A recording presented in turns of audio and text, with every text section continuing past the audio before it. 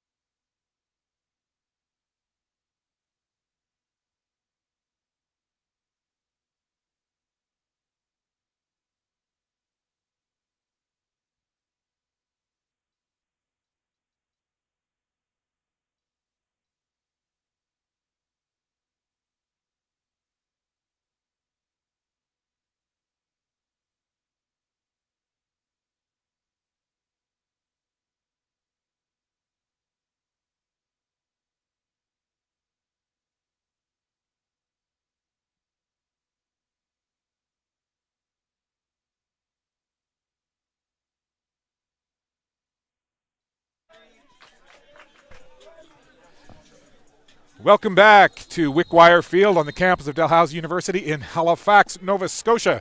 I'm Scott Squires, along with my broadcast partner, Marvin Okello, and we are underway in this Maritime Super Series Men's Championship Final. Suburban FC and the Fredericton Picaroons Reds. Starting keeper for Suburban is Will Vino, and at the other end for the Picaroons, it's Kevin Snee. And a few of these players, no stranger to you. I know that once upon a time you actually played for both of these sides. Not at the same time, of course. Yes, exactly, Scott. No, back in 1996 when I lived in Fredericton until 2001, and Fredericton was the team that I played with. And then 2010, Suburban until probably around, I think it was 2018. And just last year I played with Suburban with a lot of these guys. So a lot of familiar faces. And not quite a minute in. And it'll be a throw-in for the Picaroons Reds. Both these teams certainly no strangers to one another, having played several times throughout this Maritime Super Series. It got underway back in May, played in Upper Sackville. Then they played a series in Fredericton and over in PEI as well. And tonight, one of these two teams will be the inaugural champions on the men's side for this Maritime Super Series. Yeah, I watched the last match on broadcast when they played at Weir Field between these two teams, and it was a really close match. A lot of skillful players on this Fredericton team, so they won't be shy going into this match, and they're not going to respect Suburban like a lot of the teams here do locally because they count themselves against the best. So it should be a good match. Head coach Joe Hamilton from the Pickeroons Reds telling me prior to the game that first 10 minutes for his side, he wants to see discipline but also intensity. So I guess intense discipline. Yeah, exactly. Is what he's looking for. And Ollie Hewish on the other side, he talked about that this is really a tune-up, that yes, they want to win this, but they want to get better going into provincials and then nationals being hosted here in the fall. So he said first 10 minutes and really the entire game for Ollie Hewish and Suburban, he said it's about maturity and showing growth in their game. And speaking of maturity and growth, number 16, Ian Greedy, controls the ball and plays it out wide. And Ian Greedy, one of the senior players on this team, he only recently got picked up by Suburban as he comes back to Nova Scotia because he's based out of Alberta recently these days with his partner. But great to see Ian Greedy back out into the East Coast, and he'll be one to watch out for today. He's not shy to take a shot with either right foot or left foot, a very two-footed player and a very direct player. So you look to see Ian Greedy with lots of shots on goal today. Also holding many records in men's soccer and Atlantic University sport as well. So certainly one to keep an eye on. Comes to the near side. This is Damien De Decker. De Decker gets it right back. He'll just slide it across to Charlie Waters. Suburban tried to feed it through, but that was intercepted. Stepping into that neatly was Tyson Pinsent. And that ball rolled along the turf. And coming out to meet it there quickly was the keeper, Snee. We talked about it in the last match there, Scott, that, Suburban is known for a lot of passing, possession play, and that tiki-taka style that we saw from Spain that won them a lot of trophies. Fredericton, the exact opposite. They play a very direct style of soccer. They go vertical up and down often, and it should make for a good match between these two teams. Now keep an eye to the man out wide. That's Corey Bent. He's got speed. He's got skill. Catches up to that ball very deep in the corner. He takes a look around. He'll roll it back up high. That's out there now to De Decker. That's number 86. Don't have an 86 on my game sheet, but we'll figure out who that is.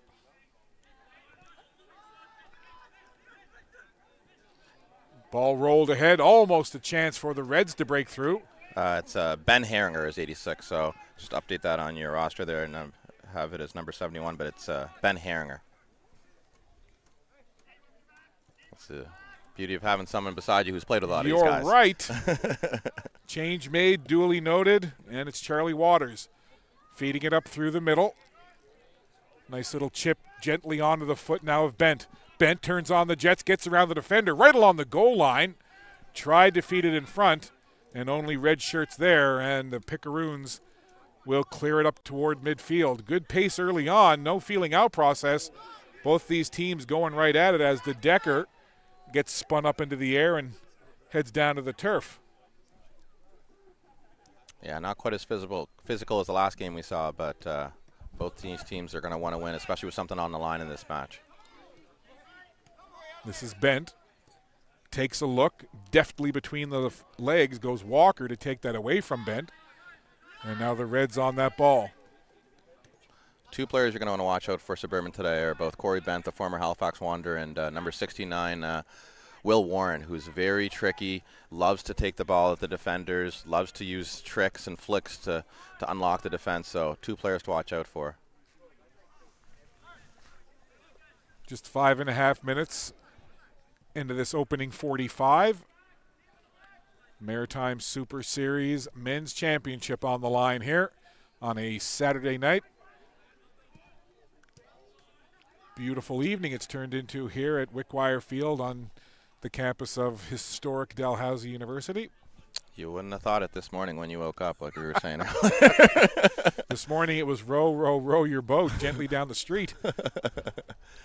But we're lucky because, what a couple of months we've had here between June with forest fires and, July with flooding and now August, a little bit of both with heat over the last few days and then yesterday with the rain. It's tough, and really shout out to the first responders and all this the firefighters and personnel working to keep us not just safe but restore normalcy in the city and the province with all the flooding and things happening. Yeah, I'd certainly second that, as I'm sure anybody listening, watching, certainly from Nova Scotia, would say so. Here's a chance now, trying to make the way in there was Herringer. It's cleared away. A little bit of pressure here by Suburban, kind of keeping the ball in the Picaroons' end of the field. That's sent in toward the area. Bent was in looking for something. Now it's up high. Herringer is there going up against Walker. Those two players almost had a clash of heads. Oh, nifty little back heel there. Trying to work it forward was Muhammad Ali. It's interesting to see Scott Firth playing in a back three here. He's traditionally used to being a center defensive midfielder, but since leaving the Wanderers, it looks like he's transformed his game now to also be able to play in the back, which is always a good thing to have as a player, is being able to play multiple positions. Something we want to keep an eye on as well at some point, should he take the field. Speaking to head coach Ollie Hewish prior to the game, and one of the little side stories he told me is that wearing jersey number 10 for Suburban will be Ben Marsh, a 14-year-old who captains the U15s for Suburban. Oh. That one just toward the corner as bent it, and just had a little too much hook to the right side of that far post, but that was a solid strike off the foot of Bent, who's still just kind of walking in a circle thinking, oh, almost. He caught all of that, and an unbelievable first touch to settle it, and strikes it with his right foot on the second touch there. And Corey Bent, not a stranger to beautiful goals, as he scored a unbelievable, one of the best goals probably for Halifax Wanderers history against Montreal FC in a Canadian Championship match. So Corey Bent, no stranger to beauty goals. And he almost had a highlight reel marker there. Corner kick, far side. Bent into the box, headed away. There's Bent again. And you talked about the number 10, Ben Marsh here. I've had the pleasure of commentating a few of his games that he's played in this tournament with the Suburban youth team, and really calm and composed player. Wears the number 10 for that team as well, and shows a lot of technical ability and bravery on the ball. So I hope we get to see him later in this match. Well, Ollie Hewish not hesitating when he told me he would be dressed today. He looked at me and he said, "Superstar."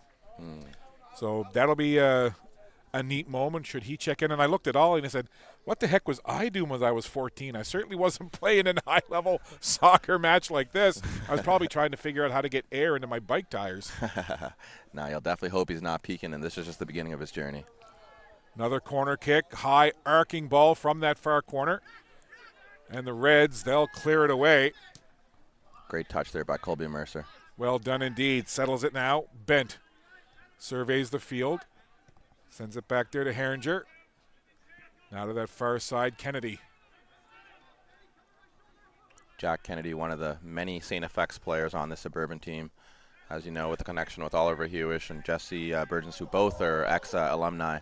So Jack Kennedy, a great player. Here's a chance now as that ball went down into the corner and just cleared away by Greedy. Jack Kennedy with the ball into the box, trying to find the head of Corey Bent. And Waters just had that ball at his feet, turned and struck it toward goal, put it high over the post. So into the 11th minute here, no score. Suburban FC and the Fredericton Picaroons Reds. Suburban FC, for those that may not know, they are wearing the dark kits with the yellow and white trim, left to right on your screen right now. And the Picaroons Reds, as you would expect, wearing all red with the white trim.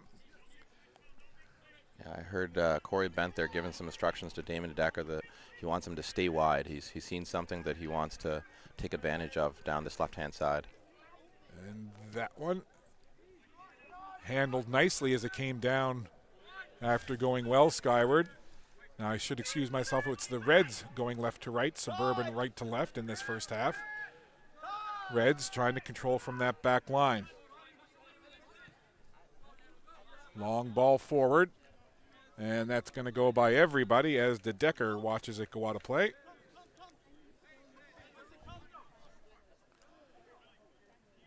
Lots of chatter. So that was played in to the keeper. Back to De Decker, who has it down there in the corner. The Decker steps the left foot into that one. And now Bent. Could this be a chance? Bent onside, has the ball at his feet, and it's just cleared away. Great work there by the defender for the Reds. Could have been a free kick there, and I don't know if that's what he's calling now, but the Pickering's number 23. Yeah, that's David Itohafa. Lucky there to get away with one because Corey Bent had good position and had the ball not rolled out of play, that would have been a free kick and maybe even a yellow card. So corner kick now from that left corner flag. It's curling toward the back post and goes by everybody. I see what Charlie Waters is trying to do there, just curling to the back post where it might even end up going in if somebody doesn't head it, but just a little bit over hit. Charlie Waters, quality on set pieces, so I want to look to improve on that.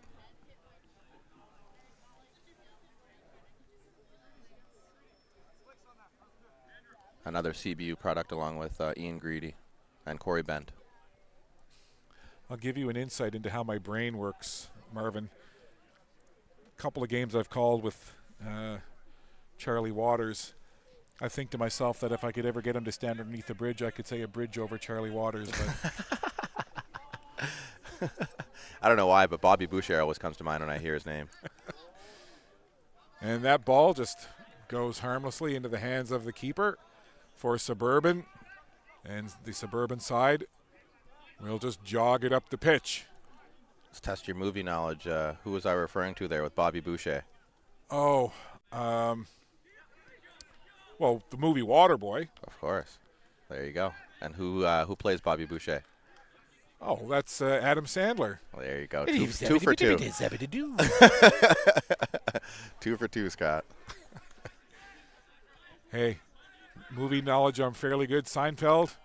I'm a Seinfeld geek. I admit it. Oh, same here. I hated it in high school because it didn't make sense, but as soon as you grow up and you start to realize how relatable it is, it's a great show. Not that there's anything wrong with that. Reds have the ball, working with it there. And I believe number 8 is Yusuf Hamid. He was originally on the game sheet as 14, but 14 is Ethan Arinki. So the only other number that's not on the game sheet is 8. So I certainly hope that it is indeed Yusuf Hamid. We will certainly confirm that at some point.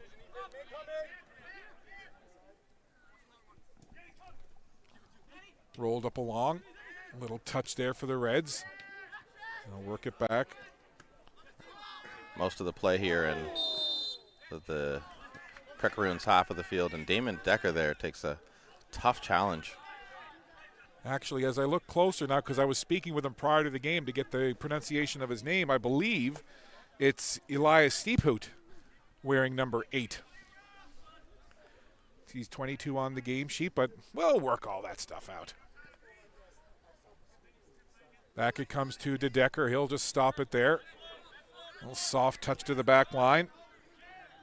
All the play down this left-hand side so far. I'd like to see the team spread it over to that side a bit more. That ball pinballed for a moment, and then the Reds lift it well down the pitch. Beautiful first touch. Controlled nicely there by Ali. And then Ali takes a little contact and immediately. I'm a bit surprised that wasn't a foul. Yeah, he's down. Slow to get up right now is number 9, Muhammad Ali. As the official comes to check on him as well as his teammate. You know, it's funny. Daniel I thought you were Walker. kidding initially when you said Muhammad Ali because you did the flying kick there, but his name's actually Muhammad Ali. It is indeed. And as a gigantic childhood fan of the boxer Muhammad Ali, I know this is a soccer play, but it's kind of cool to call play-by-play and to get to say the name Muhammad Ali. Definitely. For me, he's the, as the kids say these days, the GOAT of boxing, Muhammad Ali. Agreed. Down that right side. Honorable mention to Mike Tyson, though. What a bulldog he was. Still is. Man still frightens me. Yeah. But he's mellowed. He is certainly mellowed. He has. So you can hear over on the far sideline, Ollie Hewish calling out instructions to his side into the 17th minute here of this scoreless first half. Maritime Super Series Championship game, Suburban FC and the Fredericton Picaroons Reds, the team from Freddie Beach. So I'm seeing now why Corey Bent said to himself and to Damon DeDecker to stay wide, which is what that does. It allows the central midfielders more space to play, because if they go inside, everybody goes inside. It's kind of like when you watch the Timbits play and everyone just kind of follows the ball around. So by Corey Bent, and as I'm talking there, what a finish there by Ian Greedy, who I said to watch out for. And there is the man, a all-time Atlantic University sport great, is great right there as he gets Suburban on the score sheet and finds the back of the mesh. And Suburban FC have the first goal, and they lead at 1-0. Greedy is probably the most appropriately named striker I've ever played with. He does not want to pass if he doesn't have to, and showing his quality in front of goal, and really happy to see him back out on the pitch after a brief break from the game. So he makes his presence felt there, getting the first marker of this championship match. And it's interesting that as you were mentioning about kind of that formation and the spreading of the field for Suburban, several times Corey Bent has been all by his lonesome, just outside the corner of the 18-yard box on the left wing side.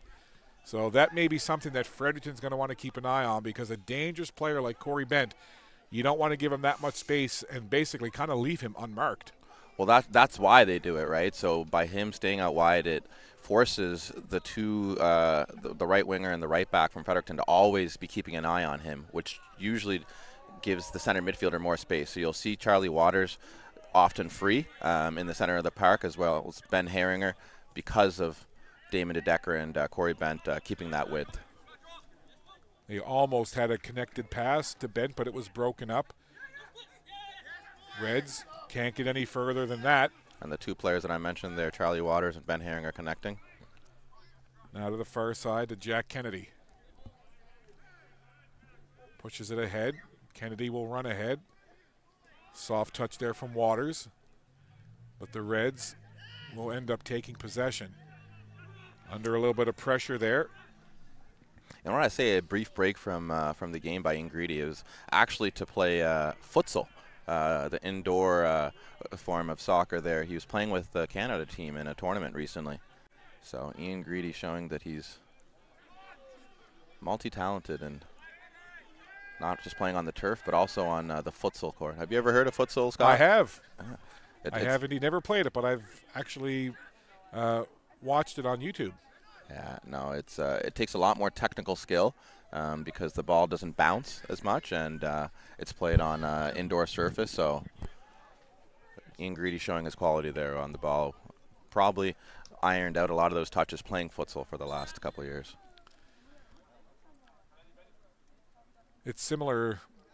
There's a stick and ball sport called floorball, and it's very similar in terms of if you can get really good at it, it translates really well to ice hockey in terms of stick handling and deftness. And so it's interesting that futsal seems to do the same thing. Definitely. And it's fun you mentioned that. I played ball hockey, actually. I can't skate to save my life. Growing up in Kenya, we didn't have much ice, as you can imagine. But what? What are you telling me here? But ball hockey is something that I picked up playing in gym class. You know, you do a lot of floor hockey, and I loved ball hockey. And I played goalie and defense and really enjoyed it. One of our favorite days in middle school when you went to gym and your teacher told you were playing floor hockey that day. Or soccer baseball. That was another popular one. Love soccer baseball. Here's a through ball now. Could this be a chance for the Reds? Down to the left, tried to feed it into the middle. A couple of Reds were racing in toward that 6-yard goal area. And trying to feed it over was Walker, but just got a little too deep and then couldn't feed it past the defenders. I was lucky enough to play ball hockey with this guy. You might know the name James Shepard.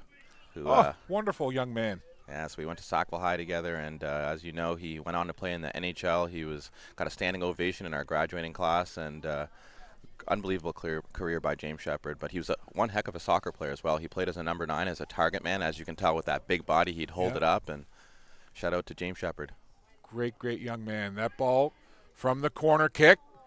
Crossed by everybody. James Shepard, my first couple of years in broadcasting, I was with Eastlink Television, and was living in Sydney and covering the Cape Breton Eagles, and had an opportunity to interview James a couple of times, but I remember back interviewing him the first couple of times I met him, probably one of the nicest young men I had ever met in my entire life. 100%. And just a wonderful young man. Even when he made it to the NHL, he didn't let it change him. He's still to this day one of the nicest guys you'll meet. And it's one thing that's really funny about him when he plays soccer is he runs like he skates. So the side-to-side movement with the arms and everything is really funny to watch. As Colby Mercer comes down the right-hand side here showing his pace. Good defensive cover there by the Reds. He was kind of in all alone was Colby Mercer, but again, as you said, a nice run down that far right side, but the Reds no panic, and they were able to shut that chance down, and now they'll take a quick free kick here, or perhaps not so quick. Colby Mercer, a young man of only 18 or I know it's between 18 to 20. I don't know his actual age, but he's been around the Suburban team for a couple of years and plays for Mount Allison and University, and really great young man. Again, with great head on his shoulders, and hope the best for him. I'd just like you to know that that was pass number 5 in this sequence. And if I was going to say, if Corey Bent could catch up to that, that would be 6. And if you're just joining us, or if this is the first live stream that you've watched today, the previous game, the U17 game between Laval and York, Marvin was commenting throughout the match that there was not one sequence of more than 5 consecutive passes. Yeah, we've had more than that by Suburban for sure a few times. 2 defenders close on that ball, taking it away from Ali, and then it goes all the way back where Luke Green will just roll it back to his keeper, Vino. A little soft chip to Scott Firth. A little more pace on that pass. It comes right back to Firth. Firth has the ball at his feet, and he'll just instep it over across the field, and now Suburban will look to turn it up. You'll see that Corey Bent is still hugging line over here, allowing the midfield to have that space. He is hanging out with all his friends over there by himself. This is DeDecker. Long lead ball, and the flags stay down, but it's for naught as it rolls all the way into the Pickeroons Reds keeper. And Kevin Snee will just chip it into the middle. Oh, lucky that hasn't ended up at his own net. That was lucky. My, oh my. That almost got chipped into his own goal from one of his own mates. Yeah, I'd like to see Fredericton skip the lines a bit more and play that long game that they are used to playing with the number 9, a good target man. He's shown you he's got a nice touch out of the air, and what a quality strike from Bent, forcing Snee to dive through the air like a superhero just to stop that ball. Bent again, quality strike from 88. He's on it again. Just out of nowhere, that chance seemed to come. Bent has really got a great strike on the ball, and something to watch out for as the game progresses, because he's already got 2 that is, the first one was just slightly over. That one tested the keeper's hands. But Corey Bent getting warmed up. Firth slides it across to Green. He'll work it up the right side. Right by the score clock now, Suburban with the ball at their feet, rolling it ahead. This could be a chance now. Oh, and heading in toward the box. That was Greedy looking for more. Ian Greedy made a beeline inside the 18-yard box, and they just couldn't feed him the ball. But you could see what he was thinking. He was trying to free himself up to see if they could feed him that ball. Yeah, we're 25 minutes in, and Suburban FC leads 1-0 through a good finish from Ian Greedy. I don't think that's the last goal we'll see here today, Scott.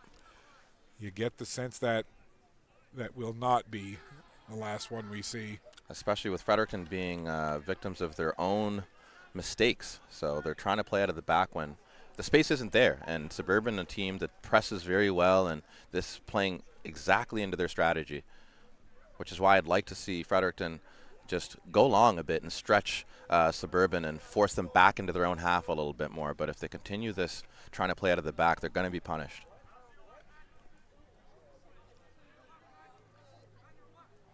So, as Marvin mentioned, just the 1 goal so far. Although Greedy was in looking for another one there moments ago. But now it's the Reds trying to bring the ball upfield. But again, you see the quick convergence from the defenders on Suburban, just taking away any opportunity for Fredericton to make anything happen with that ball. I'm not sure what the percentage would be, but I would say possession right now probably 60-40 in favor of Suburban in terms of percentage. And again, that's just super duper mental math on my part. Near side to Decker. Up for Bent. Corey now. Head down. Looks for an opening. Springs to Decker. Deep along the line to Decker. Feeds it back high. Headed down. Cleared away. Anxious moments there as Suburban came on the offensive attack. That's Ian Greedy on the end of that cross, and he's not just good with his feet, but he's very good in the air. Reds trying to regroup here and find a way to get it over midfield and organize some kind of offensive push. Could this be the chance now? Ali trying to run onto that, and it's intercepted neatly there by the keeper. As I said, Fredericton having much more success going direct route, trying to get in behind, and I'd like to see more of that as this game goes on. Tried to work the little give and go there. They couldn't quite connect it with Waters. Suburban looking to come in on the attack, and then a couple players got tangled up there. Going down to the turf was Colby Mercer for Suburban.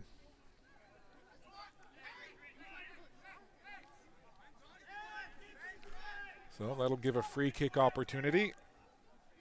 Charlie Waters will just roll it into the middle. Herringer bounces it up, and sometimes those can be tricky, those little one-hoppers in tight to the keeper. So Snee did well just to keep an eye on that, take it off the hop and collect it. Send his mates back the other way. Now they'll roll it back to the keeper. Into the 29th minute. 1-0, Suburban in front on the strength of that Greedy goal. That's lifted high. Greedy doesn't need many chances to score goals, as he's made a career out of just putting the ball in the back of the net. Greedy, speaking of, has that ball now, worked it back. And right now, it's the Picaroons Reds kind of chasing Suburban all over the pitch. There's an aggressive tackle over on that far side of the field as Colby Mercer.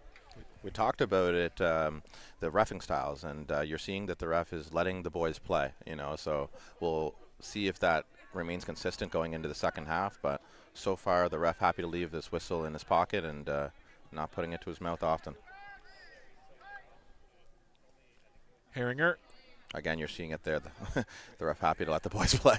Yeah, he and Herringer and McGinn got tangled up, but play carries right on. This now, it's Walker. Walker down the right side. Walker takes it deep. Is it too deep? It took one touch too many there. He should have shot it on that last touch. He had the whole net to shoot at, but as soon as he took that extra touch, the angle was a lot narrower, and he really had no option but to cross. So good ball in behind, but just one touch too many by the Fredericton Picaroons player.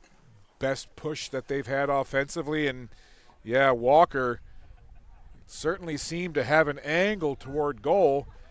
Not sure what he might have been thinking. He took it one step too far.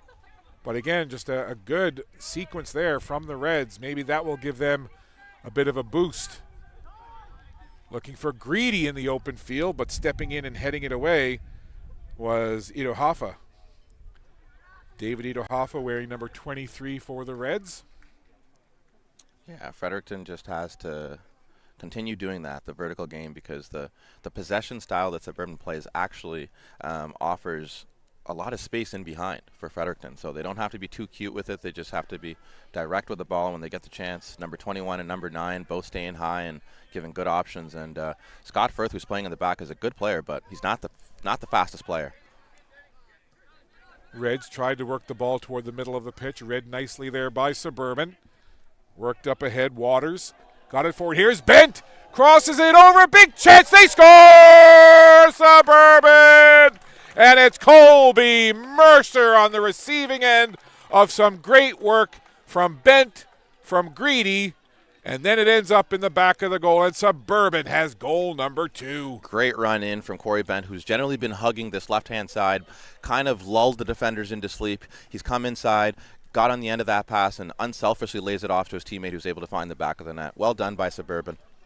And the keeper for the Reds, Kevin Snee, at the mercy of the goal scorer there, as just the quick movement and the ball across the face of the cage, the goal, tough for Snee.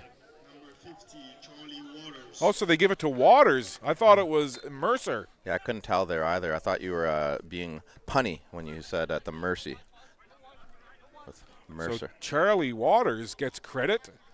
Well, there was certainly a crowd over there, but you've got to give credit. Initially, it was Corey Bent who really was the thrust behind that sequence that allowed number 50, Charlie Waters, to put the second goal of the game in. I can guarantee you if that was Ian Greedy in that position where Corey Bent was, he would have shot that in the back of the net. There's no way he's passing that. He's very appropriately named Ian Greedy.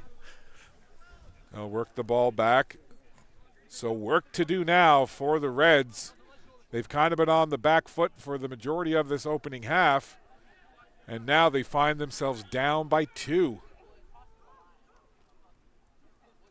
And I think it would be an understatement to say that if there is another goal, super important that the Reds get it, but now it's Bent again. Yeah, it's going to be lights out here if Suburban gets the next goal. Fredericton hasn't created enough to see a way back at 3-0, so really important that Fredericton gets the next goal. Good work here by Waters. Tried to chip it back to Bent, and it's just pushed out of play. So right now the Reds kind of just hanging on a little bit here, as Suburban certainly buoyed by the 2-goal lead, and they just keep coming. Herringer to DeDecker. DeDecker had 2 defenders on him, now a third. Almost stayed with it. It's taken away. I love it. Nutmeg for nutmeg. It says anything you can do, I can do better. Suburban on that ball again. DeDecker head up, rolls it to his back line, onto the foot of Scott Firth. Firth across the pitch to Green. DeDecker sees the funny side of it here as he's laughing because he was cheeky enough to nutmeg the attacker and got it done to himself in return. So the Reds trailing by 2. That ball into the middle, knocked down again. Suburban seeming to be right place, right time on both sides of the ball. Herringer. Charlie Waters left that just short for Ben Herringer, who... Here's Waters now. Soft little ball through, no flags up. Bent crosses it in, they score! And there's Greedy one more time. 3-0. Greedy's a goal scorer. Simple as that. Unbelievable cross again from Corey Bent, who's giving this Fredericton backline all kinds of troubles by hugging the touchline, but sneaking in behind every time Charlie Waters and Ben Herringer get the ball. And Fredericton really needs to do a better job of marking him if they're going to have any chance in this match. Well, Corey Bent putting on a passing clinic. And it's almost like carbon copy. Yeah. Into the same area, crossing it in. And if you're a goal scorer like Ian Greedy, your eyes must go like saucers when you see that ball being basically put on a platter in front of you. 100%. With players like Colby Mercer and Corey Bent on the wings, giving the wingers lots of trouble, and both of them very unselfish players, Greedy is going to be the beneficiary of a lot of a service in here. So I wouldn't be surprised if he was able to add to his tally. So Greedy's got 2, Suburban has 3, and the Reds down by 3. And we've still got about 10 minutes left in this opening half. Well, I said seconds ago if there was going to be another goal, it was really important that the Reds score it. Well, it's Suburban who've scored it. So now the Reds really need to find an answer here as Greedy pushes it forward onto the foot of Warren. Good try from Will Warren there. And he hasn't got on the ball a lot necessarily, but he's doing a lot of unselfish work in terms of off-the-ball movement, which has created a lot of space for Ian Greedy and for Corey Bent and even Colby Mercer on the right-hand side there. So you don't see it a lot, but if you watch, Will Warren does a great job of creating space for his teammates. Bent all the way back to Herringer. They'll just set it back there now onto the foot of Green. Green rolls it along to that right side. Suburban just relentless here right now. Reds need something positive, certainly in the next 9 minutes or so, just to go into the half feeling a little better about themselves. Here's Waters. Working that far side. Suburban just so patient right now. No rush, no panic. Bent and Decker have switched briefly here. Corey Bent's dropped into the left back position, and Decker has pushed up left. Maybe Corey says, you know what, I've got a couple assists. It's your turn. Greedy tried to feed it over towards Decker. And right now, it's just a wave of Suburbanites coming toward the Reds. 3-0, and Suburban showing no sign of sitting back and protecting a lead. Oh, I like this player, actually. In the last match that they played, he scored a goal against Suburban and is very creative. Not sure why he didn't start the match, but good player coming into the match here. So 17 McGinn out, 5 Gorange in. So we'll keep an eye on number 5 in red for the Reds to see if he can inject a little life here and stem the tide that is Suburban. Into the 38th minute, Suburban up by 3. Herringer had it his pocket picked in the middle now. Can the Reds make something happen? With some speed, this is Pinsent. Pinsent. Immediately into the thick of things. Crossed in and stepping into it. The Suburban defender, Decker, clears it away. Taken nicely off the chest. Good first touch, but it's the Reds who'll now roll it back to the keeper, Snee, for the reset.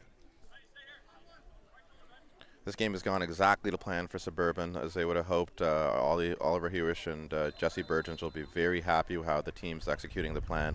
They've, in a lot of ways, lulled Fredericton to sleep at times with their passing, and then when they've gotten them, kind of used to the passing side to side, Corey Bent and Colby Mercer have done a good job of getting in behind that Fredericton back line.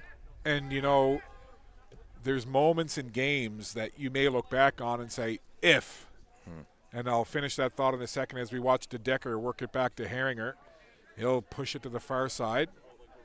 I think I know what you're going to say there. If number 21 from Fredericton had just shot the ball, this could be a much closer match because he would have tested the goalie, and he had the whole net to shoot at. So, yeah, at 2-0. And I was thinking about it that really in this first half, that's the only real moment of offensive flair or chance that the Reds have had. And again, who knows what was going through Daniel Walker's mind. But he scores at that point to make it 2-1. Who knows what we're talking about now into the 39th or 40th minute. Exactly. However, Corey Bent does well there again to skip by a couple tackles, and the ref initially called the advantage before calling it back, but he was clipped as he tried to get in behind there. The old saying, if ifs and buts were candies and nuts, we'd all have a Merry Christmas. I've never heard that one as well. Well, there you go. Feel free to use it. Carte blanche. So Corey Bent, who, as we've talked about, has a very excellent strike. He can put that ball on goal from just about anywhere, and to use the old term, he can indeed bend it like Beckham if he wants to. Bent. Bends There it in. is! What Corey Bent! Wow. Putting on a clinic for the Suburban. Corey Bent showing that he still got it even after leaving the Halifax Wanderers. What a strike. On cue. Unbelievable. Bent it like Beckham indeed. Hey, bent it like Bent. Come on, Corey Bent. They are both English, and what a strike there from Corey Bent into the top corner. And he's got the big smile, and why not? What a half of football he has played here for Suburban, setting up goals, and just from the free kick set piece. I mean, I don't know any goalie is going to stop that. Yeah, it was well placed. I mean, the goalie could have been positioned a bit better over to that right side, because most right footers will go for that left side of the net, and his wall is supposed to help out, but won't take any credit away from Corey Bent, who hit it really well. And as I look over, I see there's a high chance now that we're going to see that young kid Benjamin Marsh coming in now, especially with a comfortable 4-0 lead. Well, that's my next thing I was going to kind of put your way. If you're Coach Joe Hamilton and the rest of the coaching staff for Fredericton, what can your message be as we see Waters on the attack again? Look who it is. CB88, Corey Bent feeds it back to the top of the box. If I'm the Fredericton coach, I just want to get into half without conceding another goal here. I'm asking my number 9 to drop back and just help the defenders out a bit, and really don't allow this to become 5 before halftime. Make some adjustments at half and see if you can get back into this game. But they can't let another one in before half. Into the 42nd minute, 4-0 your score. It's just been pretty much everything going the way of Suburban in this opening half, and it certainly has been Corey Bent who has been a big part of the offense for Suburban. But overall, it's just been a basically relentless attack from all facets for Suburban right now, and it's not for lack of trying for the Fredericton Picaroons Reds, but to this point, they just don't have an answer for the questions that Suburban keeps posing. What number did you have for Garinge? What was the first name there? I had 5, Ben. Yeah, Ben Garinge is actually number 3, the blonde player there. He plays for a local side, UDFC. I played with him for a couple of years, so just want to update that one there. On the attack again. Up high, going for the corner. That was Kennedy. Look at Jack Kennedy trying to get in on the action here. You kind of get the sense that over on that Suburban bench, they might be saying, geez, we got 4. Hey, who else can we get on the score sheet here? Yeah, I think Benjamin Marsh is the answer to that question. The young kid will want to come into this match, and really not much pressure in a 4-0 lead. He can afford to make a couple mistakes, and the perfect setting for a young kid to enter a match. If a 14-year-old comes into a high-level soccer match like this and scores, I'm going to reevaluate my entire life. There's a long shot taken from distance and put well over top of the goal as Colby Mercer saw a chance to crack one on net. Just put it a little high. Yeah, soccer's one of those games where age, obviously, like from a physical perspective, it makes a difference in terms of stature. But if you look at Benjamin Marsh, he's not going to stand out with his physical stature at 14 because he's a big kid. And as long as you got the technical ability and the soccer IQ, if you've watched lots of soccer growing up and you've been around it, age really doesn't make a difference in soccer as much as it does in other sports like basketball and stuff where, guys will be like 7 foot once they get older, and you don't see many 14-year-olds who are 6 or 7 foot. But soccer, one of those sports where you see young kids being able to break out at a young age. Reds on the attack. They could certainly use something here. Walker, and a tremendous sliding tackle to Decker. Suburban may be up by 4, but they're still playing hard, as in evidence there by that sliding tackle, taking the ball away from number 72, Damien de Decker. Crossed in. There's Ben Garinge with a good first touch, but unlucky to get the shot off there. Ben Garinge, a really good player. He actually is another goal scorer like Ian Greedy, and they played together for one season. Actually, a couple seasons at Suburban. Rolls it ahead. Waters now cuts right by the defender, crosses it in, and the goaltender Snee, wise to that, grabs it and works it forward.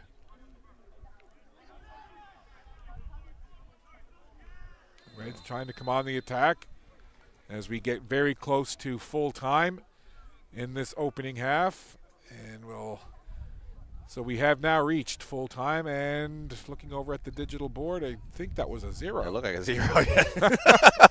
And there is overtime in this. Unlike the Rising Tides tournament, there is extra time in this matchup in the Super Series. So there was a 0 put up on the digital display board, but I'm not sure what the number was supposed to be, but we do have added time. Sometimes that's just mercy by the ref. Oh, it's 4-0, and maybe he's being kind to the Fredericton team to give him a break at halftime and give him a chance to regroup into the second half. And a little frustration there from the Reds player, as when the whistle sounded, he just kind of hammered that ball up toward the fence on the far side. So we're going to step aside, take a break. All Suburban in the opening half. 4 goals on the board, 2 from Ian Greedy, 1 from Charlie Waters, 1 from Corey Bent. And you add it up, 4-0 Suburban over Fredericton. We're at the half of the Maritime Super Series Men's Championship Final. You're watching Maritime Athletic Profiles. Myself and Marvin will be back in just a bit.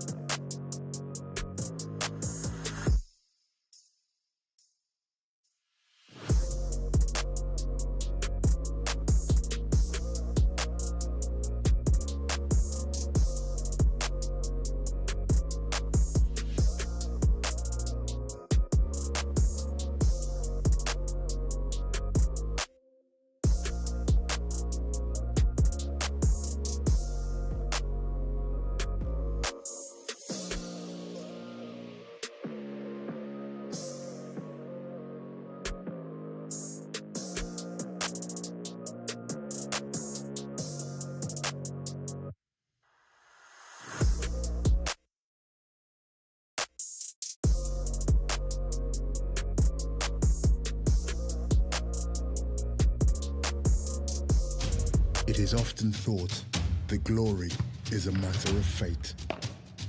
But the truth is, no one was born a hero. It's an everyday journey. There are no shortcuts, no perfect scenarios, no days off. Things won't always go the way you expect. Sometimes you may ask yourself, why me? Why now? But overcoming challenges is part of the game too. It doesn't matter how strong your rival is or how hard the game gets. Doesn't matter if all eyes are on you or if nobody's watching. And if you're forced to improvise, show everyone there are no limits to what you can do. In that moment, nothing else matters.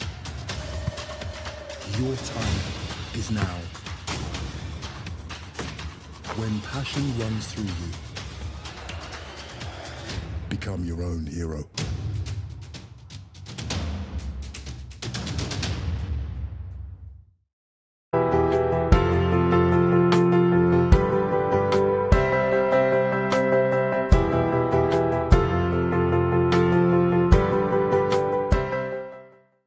At Dalhousie University, ocean expertise flows directly into the blue economy.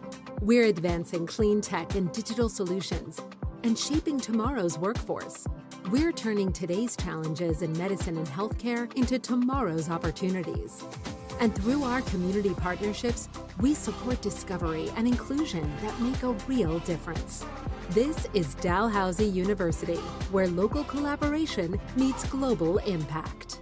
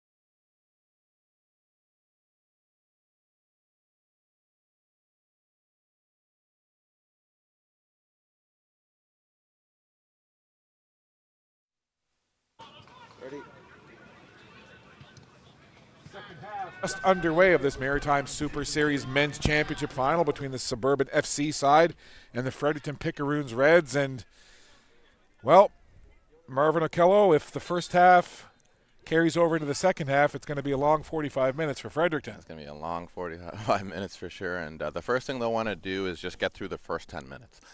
Just basically get everyone back behind the ball, be confident, not give Suburban much space to play, be really compact. And once they get through that first 10 minutes, they can try to build on that. So 4-0 is the score. In that first half, Ian Greedy had 2, Charlie Waters 1, and Corey Bent on just a stunningly well-struck free kick had 1 as well. So we'll see what adjustments that Coach Joe Hamilton and the Reds have been able to make. And you gotta think that Fredericton needs to get a goal here in the first 5 minutes, Marvin, just to even think that they've got a chance. I think the opposite, though, actually. They can't be going chasing in the first 10. They got to just survive the first 10. Even though it would be nice to get a goal, it's the first 10 minutes is the most dangerous on either side of the half.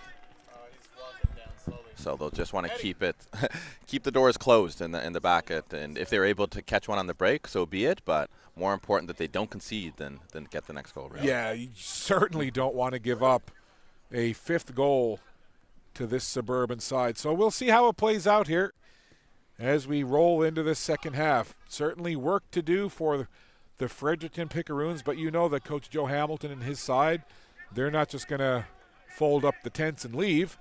They'll keep fighting, and if they can get one, well, we'll see what that can do. Here's a long ball through into the middle, onto the pitch for the first time is number 17, Mo Jabber. Mo Jabber, also known as Baby Shack. He's a very physical player, likes to post up on his defenders, but also very technical, good at getting shots off with his left or right foot. So what you're saying is if he had a theme song, it would be Baby Shack. Exactly. 100%. Okay. Any chance to sing anything, Marvin, I'm in. I see that. And for those of you watching and listening to the live stream, sorry about that. That ball headed forward there by Mercer. Jabber fed it back. Now long ball. This is a race. And it looks like Luke Green is going to win it against Muhammad Ali. Green turns, spins away from Ali, and then just chips it into the middle of the pitch. Beautiful Cruyff turn there by Luke Green. Really sold that he was going to clear it, and just nifty little cutback. Run down that left side. Now they'll cut it to the middle. Rolling it through for Waters. Tried to chip it through, and Snee read it beautifully. Good idea, but probably was better off going with his left foot there just to get a bit more purchase on the ball. But clever run from Charlie Waters, ghosting in behind through the midfield, and he'll want that chance back. But good ball through and good chance. We do have some confirmation of numbers now. Ben Davidge wearing number 2, Ben Gorange number 3, Yusuf Hamid number 5, and Ben Law number 4. Just a little housekeeping on those jersey numbers. And as we were talking about, when you've got an event like this with a mix of players coming from all over, sometimes they're in the lineup, sometimes they're not. And sometimes somebody forgets a jersey at home, and you got to change it up. That's exactly right. That can happen. Suburban, you got to think that they'd be happy to just kind of not go into a defensive shell, but maybe just play it a little safer. We'll see. I guess as I say that, I rethink it as we see Jack Kennedy come in with that ball. Rolls it into the middle, and nobody there. And again, Snee forced to slide out and grab that ball and make a save. Now, off the top, I was saying that, Coach Ollie Hewish from Suburban was saying that, look, this is important to them, to the team, to have success tonight. But he said they're really building for provincials 100%. They and just then had a for big nationals. So perhaps there won't be any kind of like defensive shell. Perhaps it's just, hey, let's keep playing our game and working on our set pieces and our phases and all the different things that are going to make us better. Oh, 100%. There's no way Suburban's going to let down here. This is just a warm-up match for them going into provincials and hopefully eventually into nationals. They just had a big win against a Valley who was top of the table in the Premiership, but they beat them 7-2 handily just to show you the quality that they possess, and handing Valley their first loss of the season and now on top of the table. But Suburban will not want to let down here. They're going to want to score 5, 6, get different players involved, and really make sure that they go into provincials firing on all cylinders. Into the 51st minute of this championship game of the Maritime Super Series on the men's side of the bracket. Another dynamic run with speed. Tried to work it into the middle, and I think we've had a goaltending change. I think Lachlan Simpson into the game now. That's a 27 on the back of that jersey, not a 1. So Lachlan Simpson, it would seem, now handling the keeping duties for the Picaroons Reds. The key word here for the Picaroons is balance. They're going to find that balance of defense and attack in the second half because, as you know, they've already conceded 4, but as the game goes on, they're going to want to try to cheat forward just a little bit as long as they're able to keep the scoreline at 4. So really important that Fredericton gets the balance right. Hamid enforcing the issue there for the Reds. And not saying that the Reds can't find a way to come back and equalize and perhaps even win, but perhaps there's also that mindset of win this half. Yeah, exactly. Win this half. Exactly. A lot of coaches will tell you that some break it up into 15s, some break it up into 245s, but they'll want to win this half after losing the first. So free kick here for the Reds. So if they break it up into 15s, there's 3 15s in the first half, and sometimes with the younger kids, it's good to break up the game so that once you get through the first 15, maybe you change tactics up a little bit, like we saw in the last game between York. There, it was end-to-end stuff, right, and nobody really got a grip of the game. But if you break it up into 15, it's okay. We'll start off really high intensity in that first 15, but then once we tire out that other team a little bit, then the next 15 we slow things down, we possess the ball, and try to unlock the other team. So important here that Fredericton they're almost through the first 10 minutes of the second half here, and they haven't conceded, which is good. But once they get through that first 15, they'll want to build on that and try to get a bit more forward into the Suburban half. And a foul over on that far side, getting in a reaction from both benches actually. And the referee not liking the way that restarted up, so he'll just slow it down. He comes over now, does the referee, to have some words with Yusuf Hamid. Yeah, the ref was doing a really great job here in this match because, as we said in the first half, there was a lot of tackles that he just let go. He let the boys play, and it looks like they've all kind of got it out of their system, and now things are a bit less chippy. And as I talk, Ben Right. Commentators curse, classic. That's right. Immediately as you say that, we have a player up and spun around into the air. Ben Herringer gets a yellow card for his tackle there as well. So Herringer booked. I believe that was Steephoot. Classic commentators curse. So that'll give the free kick. And it looks like it's going to be Tom Philpin who will come over. Puts lots of air, aiming it for that far corner. And again, it's Suburban first on the ball. Ben Geringe, really great shot on him, but had to just either shoot or try to get it in behind there because this is the danger when you don't. Mo Jabber feeds it over. This is Mercer. Big chance there as the speed coming out of their own end from Suburban. They were like jets that were launched off the deck of a ship as they ran down the field. Ben Gringe is going to be frustrated himself there. He's a really quality technical player, and in that situation, you'll see a lot of players even shoot the ball over the net there because you're better off just getting yourself out of danger and trying to have a pop on net to avoid exactly what happened there with the counterattack. We get Herringer enforcing the issue, giving all kinds of problems to the Reds as they just try to clear the ball away. Kennedy has it for a moment. Now it's Philpin for the Reds, and they'll just chip it up along the line. This is Hamid. Hamid in between two defenders. Somehow stays with the ball, does Hamid, and then gets taken down to the turf for his trouble. That's better from Gringe there. So Gringe goes over to his right to Ben Law. Back near side for Ido Hoffa.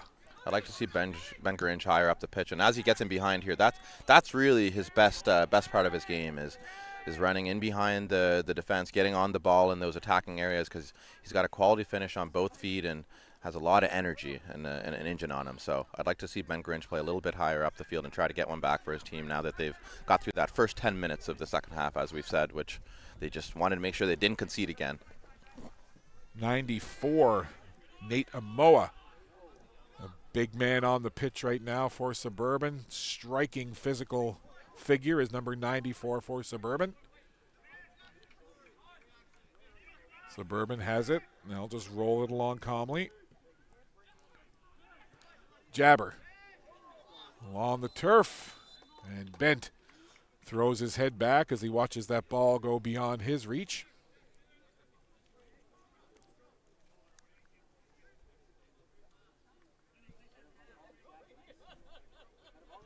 Fredericton has done well here in the start of the second half, even though there's still been a couple chances for Fredericton, for Suburban to get in behind. You saw Charlie Waters there with a chance with the outside of the right foot, and Colby Mercer there, who probably wants that one back on the half volley. But Fredericton's done well to not concede in this first 10, and they'll want to build on that. See a Manchester City Holland jersey, the Young generation loves it. incredibly talented goal scorer for Manchester City. The big Viking. Probably one of the most exciting players that I've watched in the last few years. Kind of that new generation. Yeah, he's a machine. Is the easiest way to put it. The guy is just kind of similar to Greedy. Obviously a much different level and scale, but it's just a goal scorer. Speaking of goal scorers, how about the impact that Lionel Messi has made on the North American soccer scene with Inter Miami? I love to see it, and it's great to just see Messi having fun again, and in his time at PSG, he looked like he wasn't enjoying himself. He was even getting booed and jeered by the PSG fans who I think they're privileged. They don't know what they had in one of the, if not the best player in the world, in my opinion. And I'm happy to see him just smiling and enjoying the game again, and he's one of those guys that when he's happy, the goals come, and you see that with three goals in his first 3 games.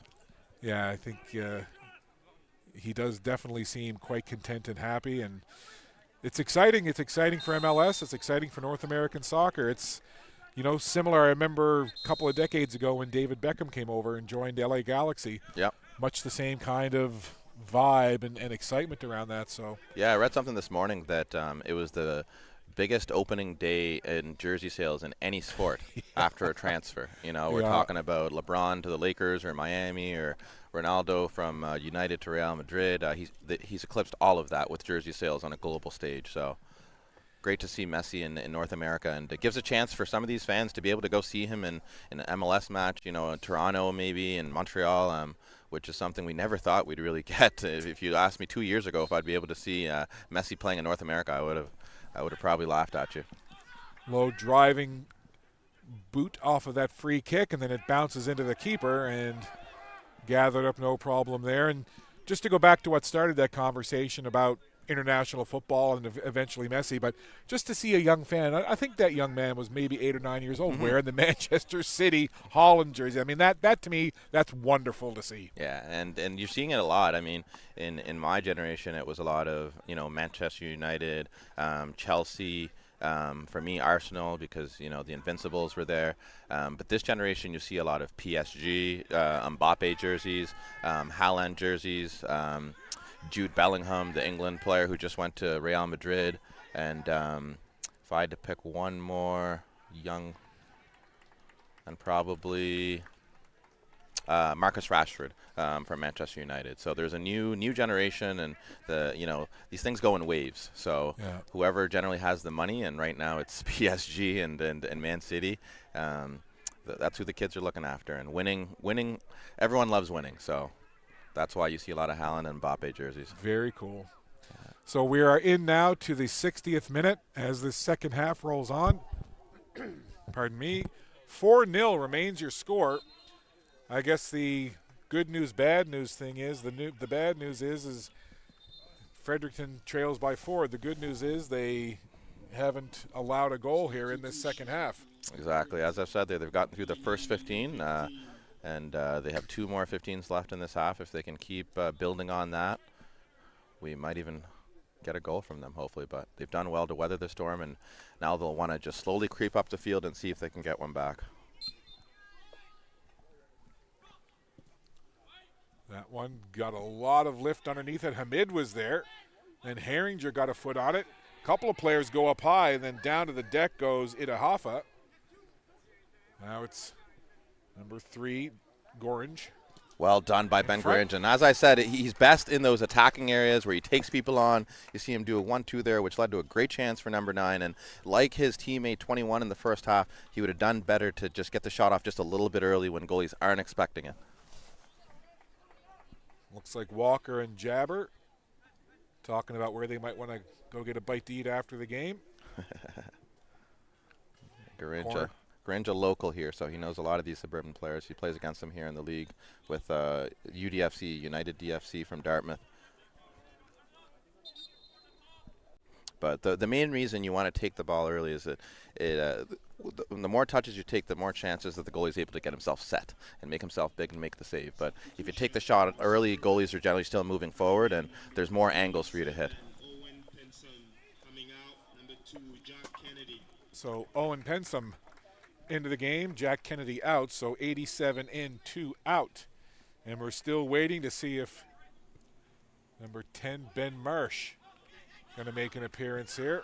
I'm sure at some point he will, especially if the scoreboard stays the way it is. Charlie Waters not happy with the call, but he did lean in with the elbow, so that's definitely a foul there.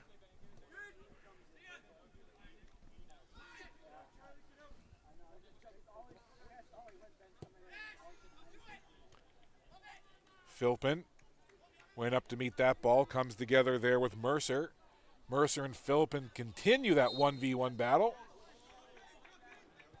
Really well done by Colby Mercer there. Even though he's a young player, he's loads of experience and been a part of this Suburban setup for the last 3 or 4 years, and one to watch for not just the future but the present as well. Really good player. Also involved in the Wanderers U23 team along with Damon DeDecker and Luke Green. Well received there off that long goal kick by the Reds, but as the ball bounces over right by our broadcast position. Quick throw in now for Fredericton. I hope we see Benjamin Marsh here soon, the young player. Ali tried to make a move there, but away comes Suburban right up the middle, just past Corey Bent. Did well to shield the ball. Waters tried to slide into that one, and the ball rolls out of play. Throw in taken quickly, Herringer. Amoa hanging out over there. Herringer again. There's Amoa. Ball to foot. Curls it over to this near side, right to Mercer. Mercer making a dash down the right side. Cutting inside is Pensum. They'll feed it back up high to Amoa. Amoa, being hounded by the defender, works it back. Now Suburban, everybody getting a little touch here, and then Hamid does a good job to step in the middle and take the ball away. And Hamid in a crowd now, weaving his way through one little turn, another, and then gets physically pushed off the ball by Amoa. And then they feed it down. Pensum trying to run onto it. Philpin watching him. Philpin does a good job to step in front of the big man. Size mismatch there, but it didn't matter. Good defense from Philpin. Philpin will get the ball back, and it'll be sent toward midfield. Hamid has the ball end up on his feet now. Ali thought about cutting to the inside, but Hamid sent it to Ali, and it just didn't connect, and that's kind of the way that it's gone most of the evening for the Reds. Just not quite able to execute or get the finish that they want. Much better second half here by Fredericton, making sure they haven't conceded in this first 20 minutes. And again, they'll slowly start to creep up the field and maybe even get a couple subs in to give them a chance to pull one back. Into minute 65 here as we push toward the conclusion of this Maritime Super Series championship game. Cole, who just came into play there, a very tidy player on the ball, doesn't go forward much, but does a good job of keeping the ball for the team. With that being said, he goes forward right away. Cole Stewart wearing the 98, and he is. He's dashing right in toward the goal. Can they get it to him? They score! They don't have to. There's that man, Mo Jabber. Oh, I thought it was offside, but it was a yellow for number 4. Add salt to the wounds on that one. Good finish by Mo Jabber. Well done by Cole Krause coming in and making an immediate impact with the forward pass and runs in behind, but it's Mo Jabber with a neat finish. Did well to take it early, which is the key here, as I've said a couple times. Catch goalies not ready to plant it on their feet, and great finish. And Cole Stewart was making just a beeline for the front of that goal, but it was Jabber, Baby Shaq, who tucks it in, and that is number 5 for Suburban. The tough part about this now for Fredericton here is you're caught between two minds. You know, do we go to try to get one back at 5-0, or do we just say, okay, 5's enough, and let's just keep it here? So I'm curious to see how Fredericton approaches the rest of this half. A couple of headers and then a ball chested down as Suburban showing off some of their technical skill. Mercer up along the line, just went underneath Philpin. A couple of players slide together. David Itohafa in the middle of that for the Picaroons Reds, as was Mo Jabber. It's two big men clashing together there on the pitch. Now you know why he has the name Baby Shaq. Jabber up, walks away. Meanwhile, David Itohafa still down. Now he's able to get to his feet. Get some applause from the crowd. And at this stage of a game, when you're down 5-0, sometimes those things hurt just a little bit more. Definitely, and you're starting to see some people leave here because this game is definitely over at 5-0 with about 20 minutes left to play. Nice little ball through for Waters. Coming over is Itohafa. Good to see him back in full flight after hitting the deck a second ago. Another substitution coming here. I think Corey Bent. Is Woody coming in there? Looks like it is.